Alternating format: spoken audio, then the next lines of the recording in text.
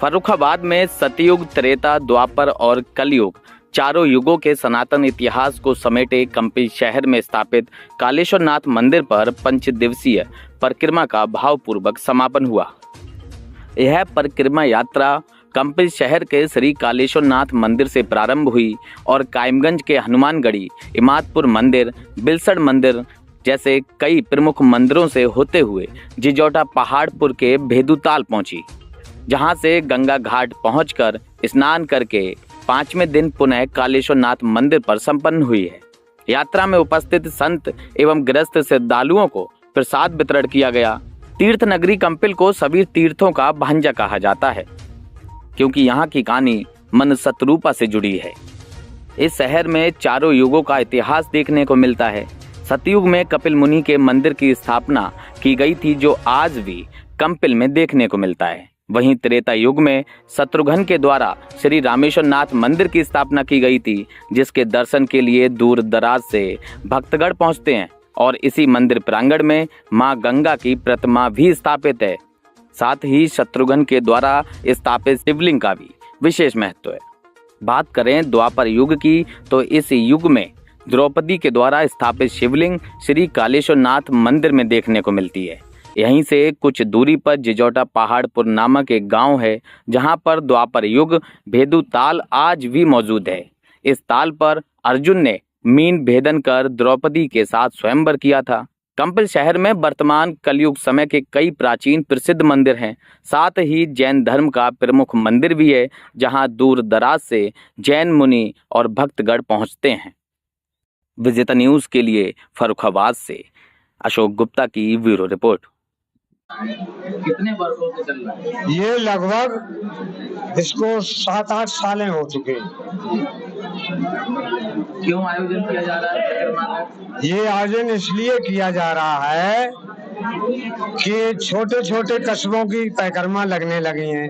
जैसे सोरों की परिक्रमा लगती है, बटेश्वर की परिक्रमा लगती है, गोवर्धन की परिक्रमा लगती है, वृंदावन की परिक्रमा लगती है, और ये कंपिलपुरी तो सब तीर्थों में श्रेष्ठ तीर्थ है। सब तीर्थों का भांजा, जैसे प्रयागराज सब तीर्थों के राजा हैं, उसी प्रकार ये कंपिलपुरी है, सब तीर्थों का भांजा है।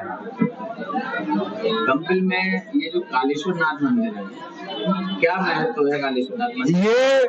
ये द्वापर युग का मंदिर है। इसको द्रौपदी ने स्थापित किया था शिवलिंग को। ये कालेश्वर नाथ के नाम से है। ये इसकी द्रौपदी पूजा किया करते थे। परिक्रमा का जो कितने किलोमीटर की परिक्रमा रहती है? ये लगभग परिक्रमा 100 किलोमीटर आप मान लो, लगभग। आप कहाँ से इसकी परिक्रमा की शुरुआत होती है? विश्राम स्थल कहाँ है? और शुरुआत इसकी कालेश्वर नाथ से होती है। कतकी भोर परिवा को परिक्रमा कालेश्वर नाथ से शुरुआत होती है, और यहाँ से होकर पहला विश्राम पड़ाव हनुमानगढ़ी कायमगंज चिलिया पे होता है। फिर दूसरे दिन वहां से हनुमानगढ़ी से जब चलते हैं तो इमादपुर में, बिलसड़ के पास जो इमादपुर है, वहां विश्राम होता रात का विश्राम।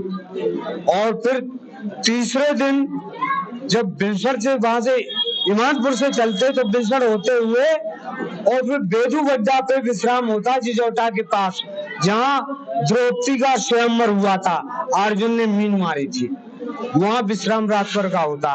तो चतुर्थ दिवस में वहां से बेदू गड्ढा से चलकर फिर गंगा के किनारे विश्राम होता है, वहाँ रात भर विश्राम होता है। सुबह गंगा नहा के पंचम दिन वापस पुनः कालेश्वर नाथ पर आ जाते हैं। जो भेदू गड्ढा है, भेदूताल भी कहते हैं उसे, हाँ, विशेष महत्व क्या है? वहाँ पर अर्जुन ने मीन मारी थी, द्रौपदी का स्वयंवर किया था। वो बेदू गड्ढा आज भी मौजूद है, वो द्वापर युग का है। और ये कालेश्वर मंदिर भी द्वापर युग का है। और पड़ोस में ये कालेश्वर जो कपिल मुनि का मंदिर है, ये सतयुग का है। और जो रामेश्वर नाथ का मंदिर है, ये त्रेता युग का है। इसकी स्थापना राम के छोटे भ्राता शत्रुघ्न ने की थी। वो शिवलिंग है जिसको सीता जी अशोक वाटिका में पूजा किया करती थी। वो जब रावण को मारा था राम ने, तो पुष्पक विमान में रखकर सीता जी लाई थी अयोध्या। जब लवणासुर आतंक किए था मथुरा में, लवणासुर, द्वापर में कंस था, त्रेता में लवणासुर था, तो लवणासुर का वध करने के लिए शत्रुघ्न को भेजा था राम ने, और ये कहा था भाई ये शिवलिंग लेते जाओ और किसी अच्छे स्थान पे स्थापित कर देना। तो शत्रुघ्न ने यहाँ आकर उस शिवलिंग की स्थापना की। वो आज रामेश्वर नाथ के नाम से मंदिर जाना जाता है। वो त्रेता युग का है, और ये कालेश्वर नाथ का है, ये द्वापर युग का है। तो ऐसा मान सकते हैं कि जो कंपिल क्षेत्र है, ये हमारे जो 3 काल हुए हैं, तीनों युगों को इतिहास को समेटे हुए हैं। हाँ, चारों युगों के प्रत्यक्ष प्रमाण मौजूद हैं कंपिल में। चारों युग के प्रत्यक्ष प्रमाण मौजूद हैं, और यहाँ 2 अवतारी पुरुष हुए हैं, कपिल मुनि भगवान, और जो जैनी लोग मानते हैं विमलनाथ भगवान, उनका भी जन्म कंपिल का ही है। ये सब तीर्थों में श्रेष्ठ है, सब तीर्थों का भांजा।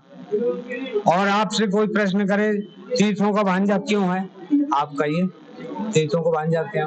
क्या रामायण के बालकांड में आता है, स्वामी मनु और शत्रुपा, जिनसे भई नर श्रेष्ठ अनुपा, दंपति धर्म आचरण नीका, आजो गाय श्रुति जिनकी लीका, नृपोत्तान पाद सुत जासु, ध्रुवर भक्त भय सुत जासु, देवहूत पुन तासु कुमारी, जो मुनि करदम की प्रिय नारी।